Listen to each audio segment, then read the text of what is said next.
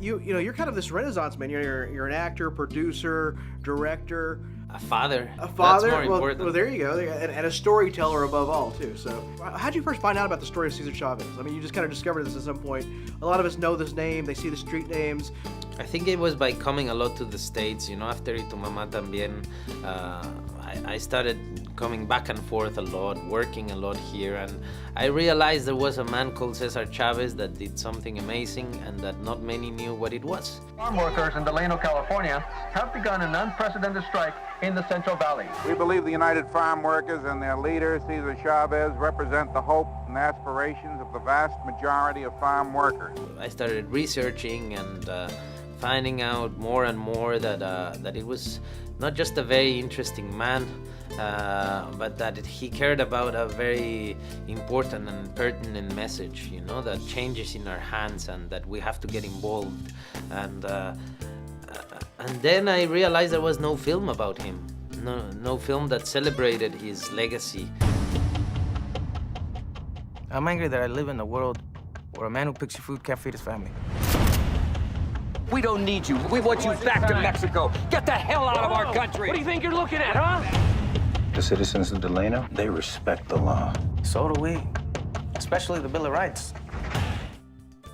How did this story come across for you? Did you know much about Cesar Chavez? Well, I knew, just like anywhere else, there's street names and, schools and everything. And so I, Diego Luna, sends me an email and says, hey, I got this project, I'd like to meet with you. I met him, and then he's like, would you like to audition? I was like, oh man, why didn't you just give me the part? So I met him, and then I auditioned 3 times. Then he sent me a nice email saying that I got the part, and then, we start on this day or whatever. And, that was that. We have no laws to protect us here. With the boycott, there are no laws to stop us. This is the moment, Cesar. So, there's a saying, behind every great man, there's a great woman basically supporting and being very responsible for that. Tell me a little bit about your role in this movie. Well, I would say beside every great man, not behind. But I actually didn't know of Helen Chavez. I knew of Cesar Chavez and of the general movement and his place in history because I grew up in California and it's part of California history that I learned in school. But when Diego approached me about Helen, I thought, who is that? And oh no, is this gonna be the wife sort of cheering him on from the sidelines?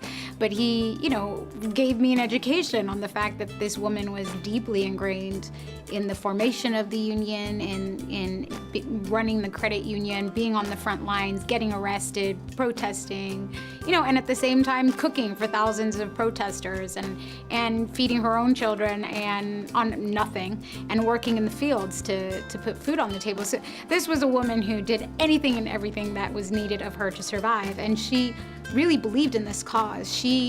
It was her cause. She grew up working on the field since she was 7 years old. So she wasn't out there, supporting her husband's pet project. She was, fighting for her own dignity and for the dignity of her family.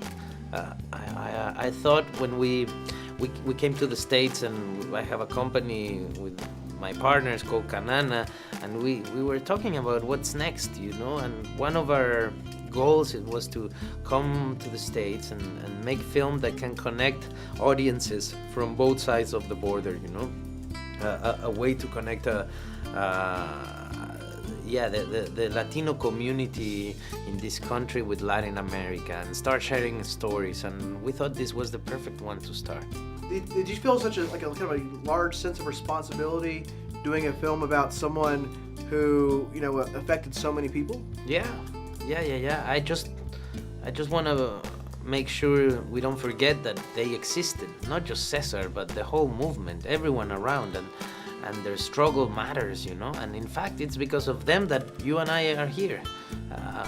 So we have to make sure young people know that, Young people is reminded that something needed to happen for them to be where they are.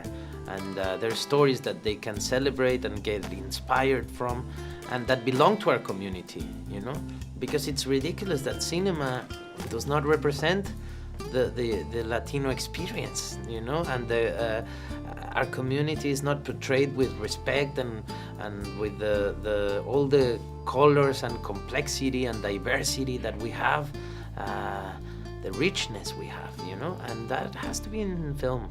Something happened to us. With the boycott, there are no laws to stop us. What would happen to the kids? This is about being a man. What are you doing? I'm standing up because somebody has to! Mr. Chavez! This is the moment, Cesar. You can't oppress someone who's not afraid anymore.